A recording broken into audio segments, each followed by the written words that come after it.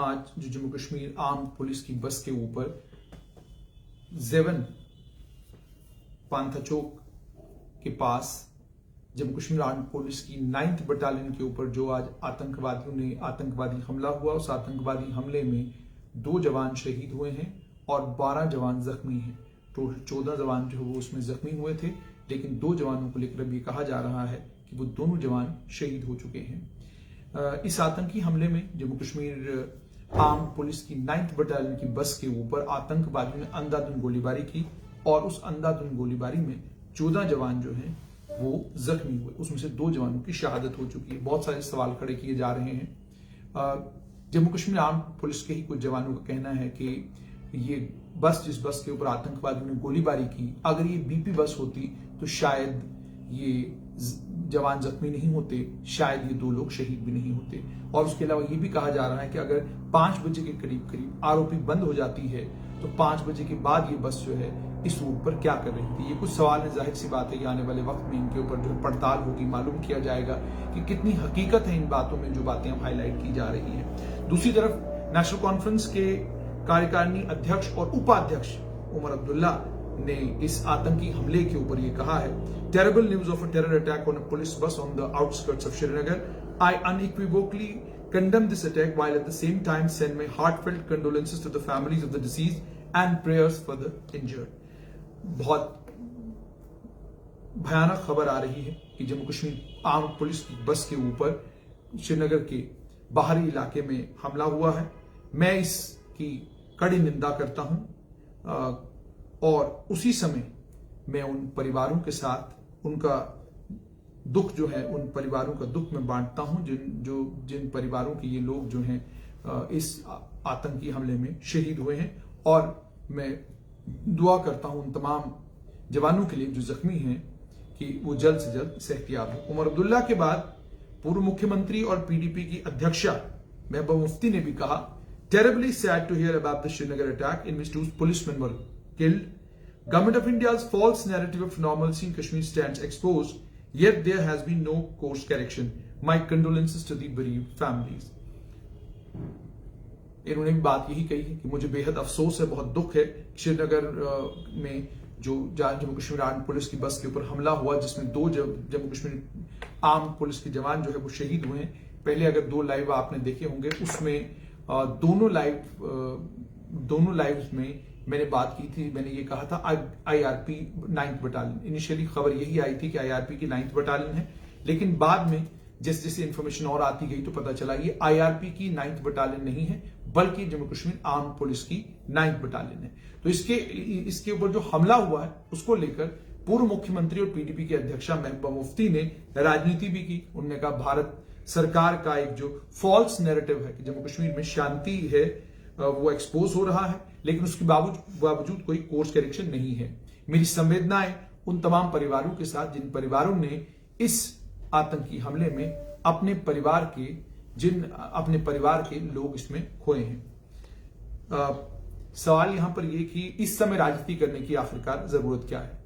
Jammu Kashmir arm police की बस के ऊपर आतंकवादियों का हमला हुआ है और इस आतंकवादी हमले में 14 लोग जख्मी हुए, 2 लोगों की शहादत हो चुकी। उसके अलावा मैं एक नजर दौड़ा रहा था कि जो मिनिस्ट्री ऑफ होम अफेयर्स ने 1988 से लेकर 2019 तक जो आतंकवादी गतिविधियां जम्मू कश्मीर में हुई हैं, और उसमें जब हम मिनिस्ट्री ऑफ होम अफेयर्स के फिगर्स देखते हैं तो 1988 में 31 के करीब सिविलियन सिक्योरिटी फोर्सेस और आतंकवादी टोटल जो है 31 के करीब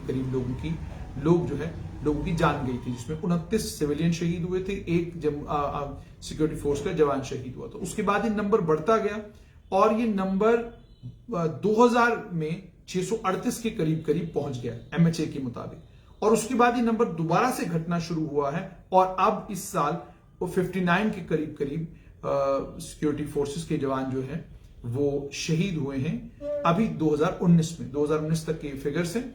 और 2019 तक जो आतंकवादी मारे गए हैं, सबसे ज्यादा आतंकवादी 2850 के करीब 2001 में मारे गए थे, और उसके बाद आतंकवादियों का नंबर भी कम हुआ, और आतंकवादियों का नंबर कम होने के साथ साथ में आतंकवादियों का जो मारे जाने का सिलसिला था वो भी कम हुआ और अब इस समय 62 के करीब करीब आतंकवादी जो है वो 2019 में मारे गए थे।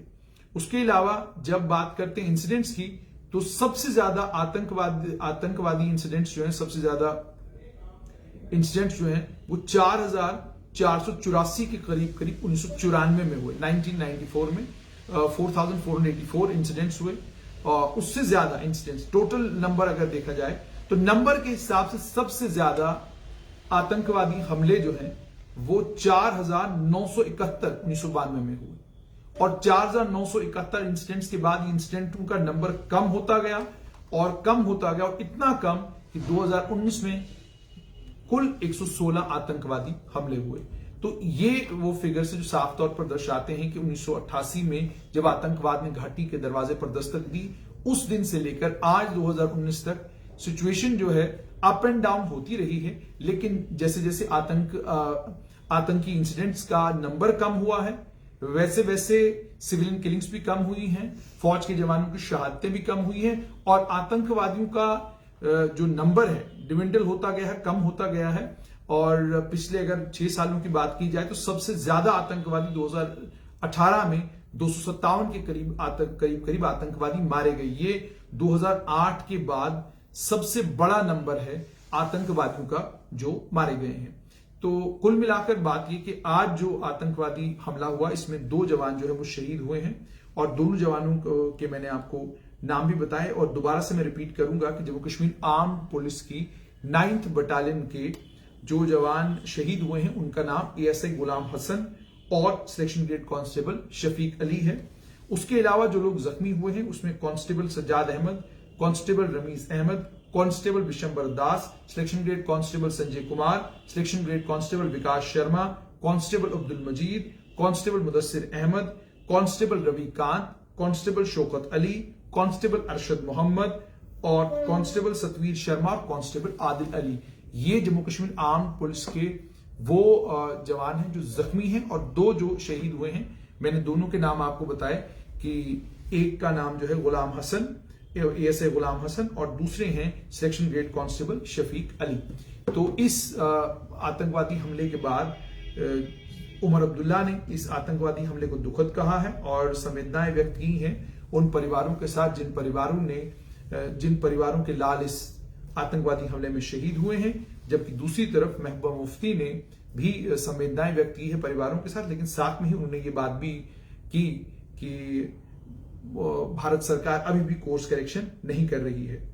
तो साफ तौर पर ये कि इस समय जिस समय बहुत सारे लोग अब ये भी कहेंगे कि राजनीति करने की जरूरत नहीं थी, अभी भी इस मौके पर भी राजनीतिक जो है बात करना पूर्व मुख्यमंत्री और PDP के अध्यक्षा ने नहीं छोड़ी। कुछ और अपडेट्स अगर इस हमले से रिलेटेड आएंगी तो आपसे जरूर शेयर करें।